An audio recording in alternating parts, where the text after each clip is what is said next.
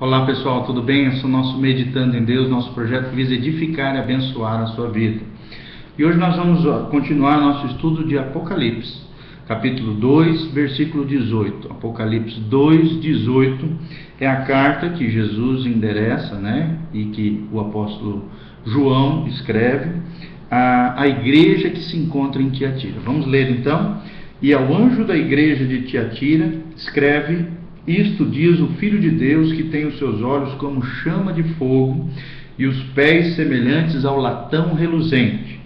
Eu conheço as tuas obras, e o teu amor, e o teu serviço, e a tua fé, e a tua paciência, e que as tuas últimas obras são mais do que as primeiras. Mas algumas poucas coisas tenho contra ti, que deixas Jezabel, mulher que se diz profetiza, ensinar e enganar os meus servos, para que forniquem e comam dos sacrifícios da idolatria. E dei-lhe tempo para que se arrependesse da sua fornicação, e não se arrependeu. Eis que a porei numa cama, e sobre os que adulteram com ela virá grande tribulação, se não se arrependerem das suas obras. E ferirei de morte os seus filhos, e todas as igrejas saberão que eu sou aquele que sonda os rins e os corações, e darei a cada um de vós segundo as vossas obras. Mas eu vos digo a vós e aos restantes que estão em Tiatira, todos quantos não têm esta doutrina e não conheceram, como dizem, as profundezas de Satanás, que outra carga vos não porei. Mas o que tendes, retende-o até que eu venha.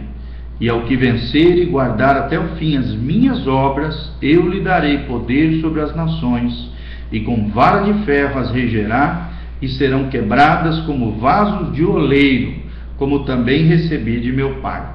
E dar-lhe-ei a estrela da manhã. Quem tem ouvidos, ouça o que o Espírito diz às igrejas. Então, amados, nós temos um lindo trecho das Escrituras, é a quarta carta, falada, descrita por Jesus e escrita pelo apóstolo João, uma igreja que se encontrava em Tiatira, havia uma igreja ali, mas também muitos estudiosos creem que é uma igreja histórica, um período da história da igreja. Ou também essas 7 igrejas representam, dizem alguns especialistas da Bíblia, 7 tipos de crente ao longo de toda a história do cristianismo. 7 tipos de crente, porque existem 7 promessas para os vencedores, então pode estar descrevendo os 7 tipos de crentes, 7 tipos de igrejas, 7 períodos históricos, ou realmente uma igreja específica, dentro de uma área específica, ali na região de Tiatira. Deus começa escrevendo e reconhecendo as obras que essa igreja estava fazendo, o amor dela, o serviço, a fé e a paciência.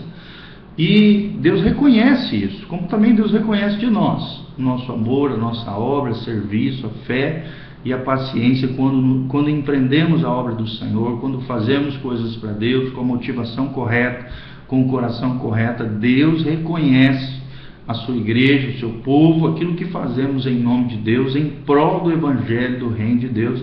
É a primeira constatação que nós vemos nesse trecho. Logo em seguida, a partir do versículo 20, nós vemos Deus puxando a orelha, exortando, falando com juízo e chamando ao arrependimento a igreja, parte da igreja que havia se envolvido com um espírito de engano, chamado espírito de Jezabel. Nós sabemos que não é Jezabel literal, porque Jezabel está lá no Antigo Testamento, não tem nada a ver com isso aqui, mas existe um espírito enganoso, um espírito de fornicação, um espírito de idolatria, um espírito de comer comida oferecida aos ídolos, que tem se infiltrado dentro da igreja, desviado o coração das pessoas, um espírito que fortalece, por exemplo, hoje a gente vê muitas mulheres engenhosas que não obedecem seus maridos, nós vemos homens fracos, que são liderados por mulheres, porque não têm força moral de assumirem a sua liderança, seu papel dentro de casa.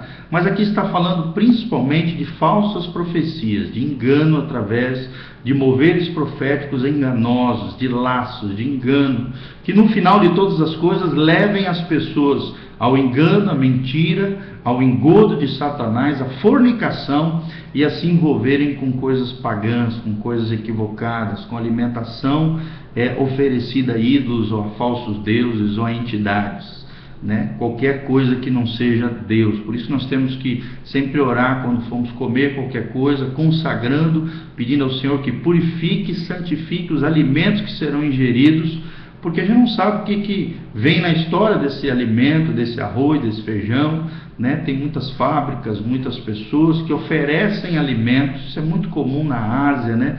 Também aqui na nossa região, no Brasil, alimentos oferecidos a demônios, e isso tem um peso, uma conotação espiritual.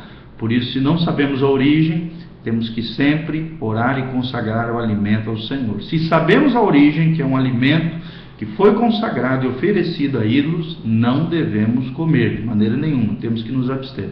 E muito mais ainda a questão da fornicação e da imoralidade sexual, que sempre nós estamos abordando nos nossos vídeos. Temos que fugir da impureza, fugir da imoralidade sexual, é o que a Bíblia diz. Não brincar, nem flertar com o pecado, pelo contrário, sair correndo, fugir, né, da fornicação e de toda imoralidade sexual, porque o nosso corpo é templo do Espírito Santo. A Bíblia está dizendo que Deus deu tempo para que as pessoas se arrependessem da sua fornicação, mas elas não se arrependeram.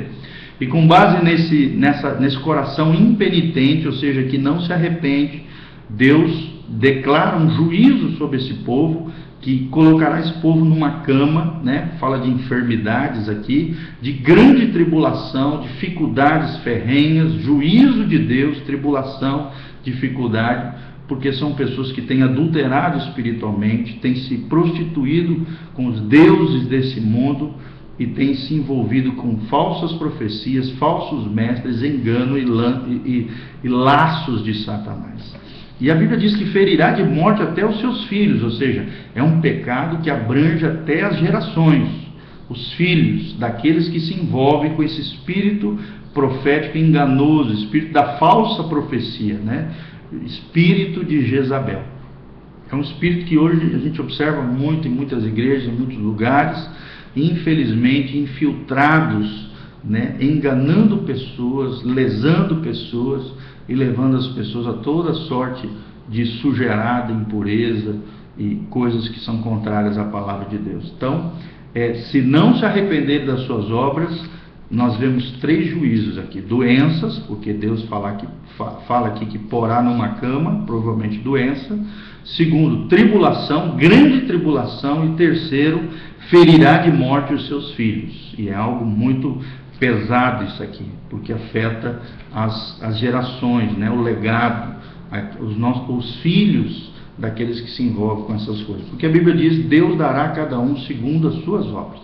Então, a Bíblia está chamando ao arrependimento e dizendo no versículo 25, aquilo que você tem recebido de Deus, a verdadeira fé, a fé bíblica, a obediência aos mandamentos, a palavra do Senhor, retende isso, guarda a tua fé, guarda o teu coração, até que o Senhor venha, porque se você vencer e guardar até o fim as obras do Senhor, os mandamentos do Senhor, a palavra do Senhor, Deus dará poder sobre os crentes vencedores, aqueles que vencerem, poder sobre as nações.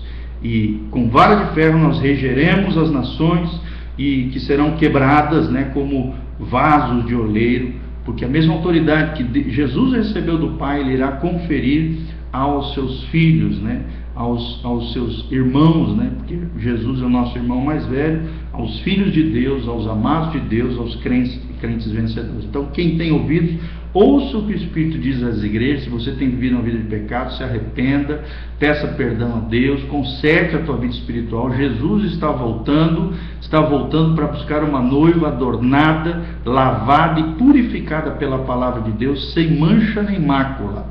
Em nome de Jesus, é o Espírito Santo que nos convence do pecado, da justiça e do juízo. Pecado precisa ser tratado. O juízo de Deus vem sobre aquele que é impenitente, não se arrepende.